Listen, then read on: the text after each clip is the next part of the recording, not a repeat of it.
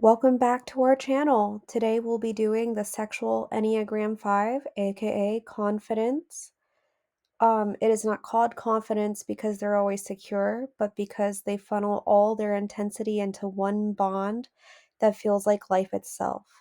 Their symbol is the hollow tree, strong outside but empty inside, yearning to be filled. And that is a major pattern we will see here with the Enneagram 5 sexual. So in the sexual 5, you'll see that there are some core patterns that are repeated within the type. The first one we'll look at is a consuming bond and vitality. They secretly burn for an all-consuming bond and projecting hoarded vitality onto one chosen person. So, unlike the self-preservation 5 who retreats into a cave or the social 5 who escapes into systems, the sexual 5 pours everything into one chosen person. The strategy here is intensity and withdrawal.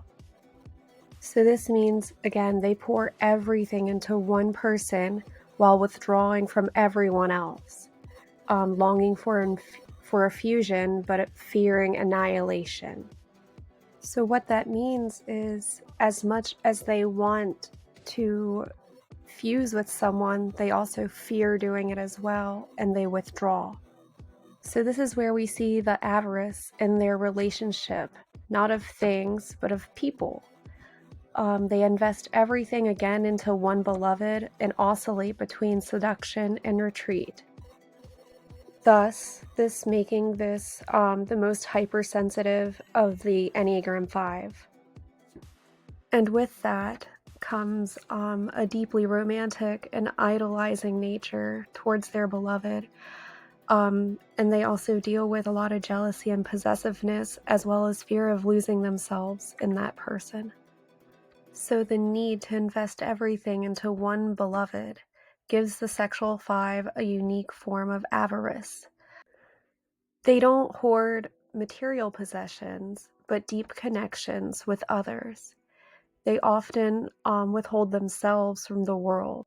Thus, they give all of their love and energy to one person and withhold everything from everyone else.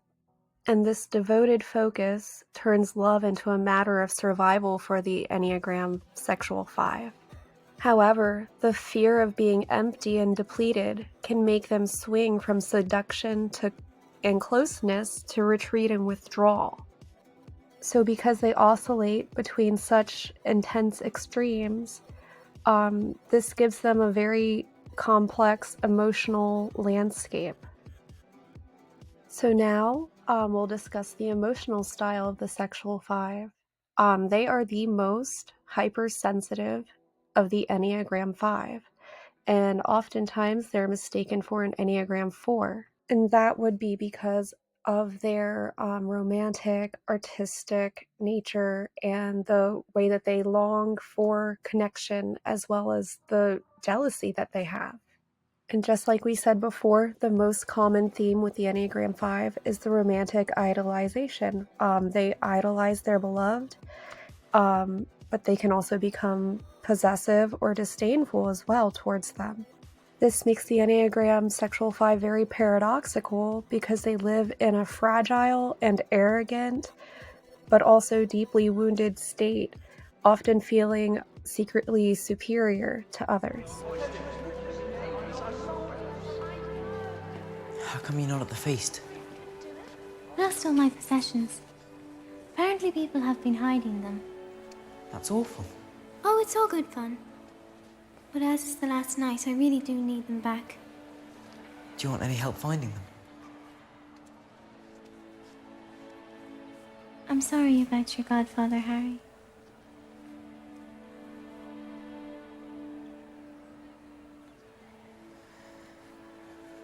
Are you sure you don't want any help looking? That's all right. Anyway, my mum always said the things we lose have a way of coming back to us in the end. If not always in the way we expect. I think I'll just go have some pudding.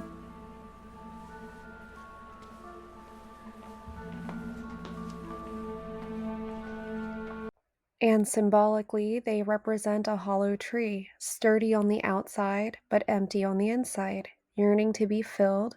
Only air and openness can truly fill the hollow.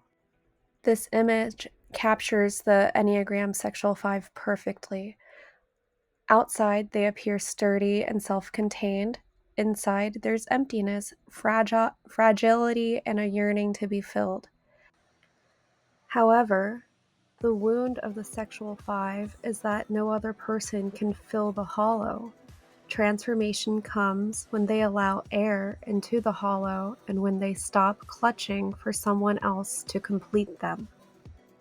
So this leads us to the defense mechanisms of the Sexual 5.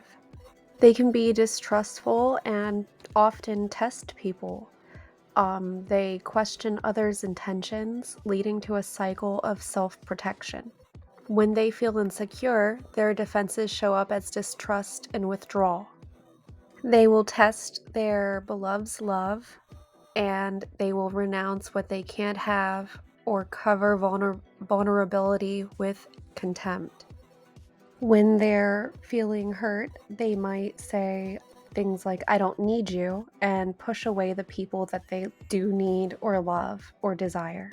Much of the drama often happens in their heads. They obsessively rehearse and replay and fantasize about scenarios and outcomes. They'll rehearse conversations, replay fantasies in their heads, and imagine confrontations that they may never even actually act upon. They'll also prepare unspoken speeches as well. And they'll retreat into contempt. So what that means is, to protect themselves, they'll retreat into intellectual superiority, and they'll view other people with disdain, essentially. Examples in literature would be Triplev from The Seagull, and you'll definitely have to forgive my pronunciation. I'm sure I butchered that. We also see this pattern in Kafka Tamara from Kafka on the Shore, and in Jean-Baptiste Guenouille from Perfume. Each of these examples show avarice and the hypersensitivity, the yearning for love, the rejection, the distrust, the longing in the Sexual 5. As a more contemporary example, Luna Lovegood from Harry Potter, or Homura from Madoka Magica. I would also say Melisandre from Game of Thrones as well. Why is your stag on fire? The king has taken for his sigil the fiery heart of the Lord of Light. Ah, it must be this fire priestess we hear so much about. Σκορώσω Gemelli Melisandros Evrosix. You should kneel before your brother. Stannis Baratheon, warrior of light. He's the Lord's chosen. She's a foreigner, preaching a foreign religion. You're troubled, my king. Some believe she whispers orders in your ear and you obey. The transformation path of the Sexual 5 is basically letting air into the hollow.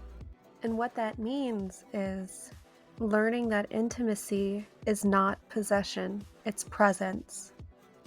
The hollow tree does not need to be filled by another, it simply needs to breathe.